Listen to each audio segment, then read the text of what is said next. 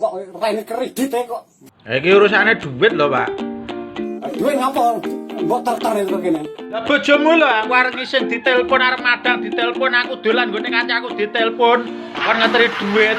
Wong bojomu sing butuh lho, Pak. Lah butuh raimu gak terter rene. Weh ya aja ngrai-ngraike wong rek. Lah masukmu piye saiki? Ayo jajan bakso apa mie ayam apa piye?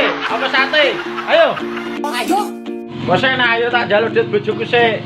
Entuk ora? Sik sabar, rasa emosi wae. Metu. Metu nanti wong mlebu urung kok metu. Sembrono iki. Ayo. Jarak tolong menit, raimu ra losot jajal jeneng kowe.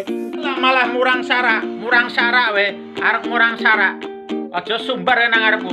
Sepiro gedene wujudmu tak kedhepi ra ilang aja celuk jenengku. Halo, takono wong sak pasar, wong sak terminal, wong sak stasiun. Takono sing jenenge Ratno Gali kok ora enek sing ngerti. Hahaha.